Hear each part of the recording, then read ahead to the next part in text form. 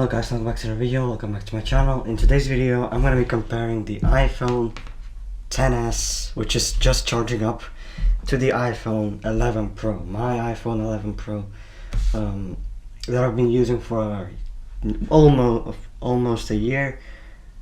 And really, the main focus of this video is going to be which of the, should you buy the iPhone XS in 2021, since it's 2021. Happy New Year, by the way, everybody.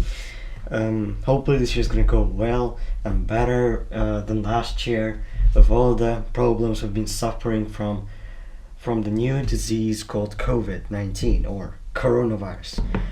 So let's hope that this year is gonna go better and amazing, and you know, all of our wishes come true. I know I have been gone for a while because I've been on a holiday. Sorry about that, but today I decided to make a video, and hopefully this video will be helpful to some people if they are on the market on buying an iPhone XS, and should you buy it. So let's begin.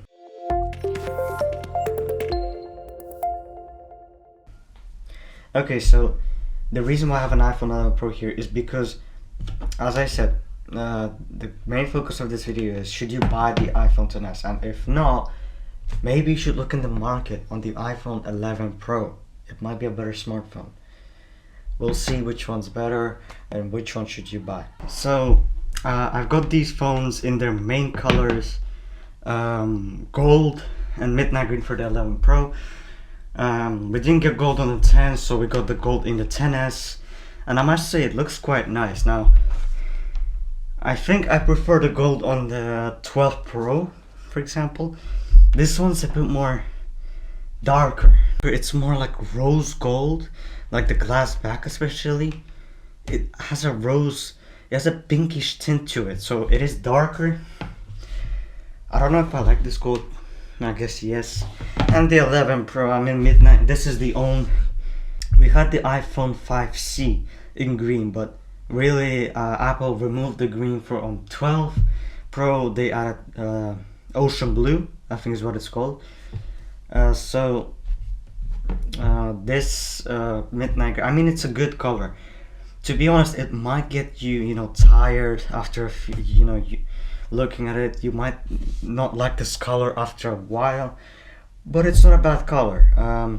But if you are, for example, use the XS, you don't like the gold, just get one of the simple colors, space gray or silver.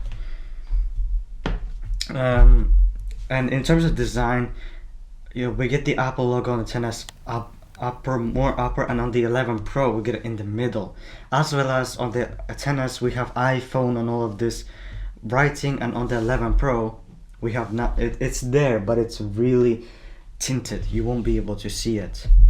On these both phones we do get stainless steel sides, which is nice, adds to the premium quality.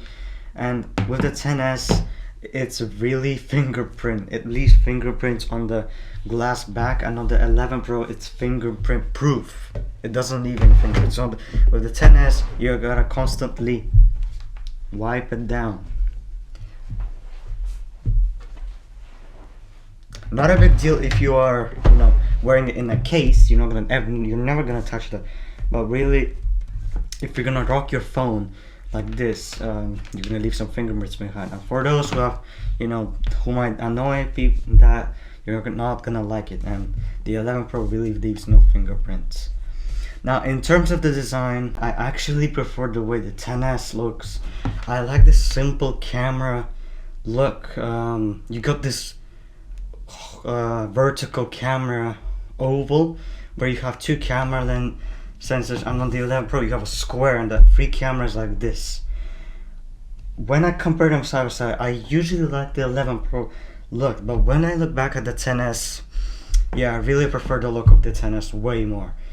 Maybe Apple should have blackened this bit out, but they didn't. They left it to the color of your phone. Maybe if they blackened out a little better, but in terms of design, I like the XS more. Now at the front, these phones are identical. Like, they are the same at the front. So for example, I'll pull up Apple here. So let me pull up Apple, and they are the same. Now here I have dark mode and here's light mode, but so the displays are the same. Let me just turn on True Tone, I guess, so that it would look the same to your eyes. And as you can see, barely any difference in display. They're both OLED panels, 60 Hz refresh rate, 800 nits of brightness. They're both the same panel. Now, some issues have been reported with the XS and the 11 Pro of green tint issues.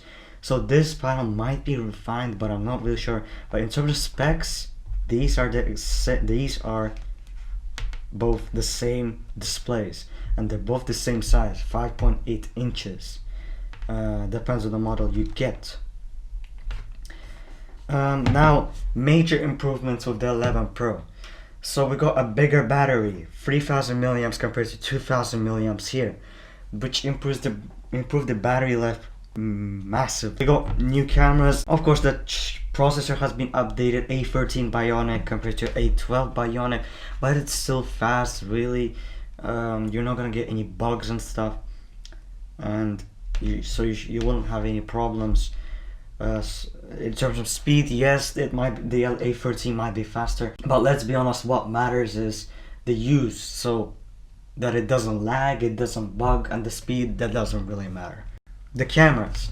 So the cameras are obviously also have been updated and are massively different. So on the i11 Pro, I get ultra wide, and on the XS, I don't have that. I only have telephoto zoom up to 10, which I also have on the iPhone 11 Pro. So yeah, you get an ultra wide sensor on the iPhone 11 Pro, but other than that, they are the same. They both great take pictures. So yeah, cameras are not a problem here. It's just here you get an ultra wide sensor. And really, these phones are really similar, especially when you look at them in the front. Unless I mean the color is obviously different, but really, if you get the same color, gold for example, they are looking the same from the front. Both of them support fast charging, so you need to charge them fast. You can. Both of them have wireless charging because of glass back. Really, both of these phones are great, but now, as I said, one of the improvements you get with the 11 Pro is bigger battery life, ultra wide sensor, and A13 Bionic, not a really an improvement. Don't think much people care, and that's really it. Now let's go to Amazon and see how much do these phones cost. Okay, so I'm gonna get. Okay, so let's go to Amazon. So let's go to amazon.co.uk because I live in the UK, and let's search up iPhone 11 Pro. And for example, 64 gigabytes might be a bit too weak, not much people will. So 256. For example, in midnight green, that costs. Oh, you have a huge price, 300. A huge saving, 25%, £300, £900. That's how much basically the new iPhone 12 costs, if I'm not wrong. You can buy an iPhone 11 Pro right now. It has this huge saving. But yeah, 256 gigabytes midnight green costs £900. Let's see how much the iPhone XS costs if it's still even on sale. $899. Same price. Wow. Silver, maybe let's get gold. Will that change the price difference? Yeah, $899. Same price. Wow. Well, I didn't expect that. On Amazon, both of these phones cost the same price. So it's an easy conclusion. If you need to buy a smartphone in 2021 that you don't want to buy the 12, it's good to look at the iPhone 11 Pro because it is cheaper than the 12, and it's a good smartphone today. I mean, I hadn't had any issues with this smartphone after using it for almost a year.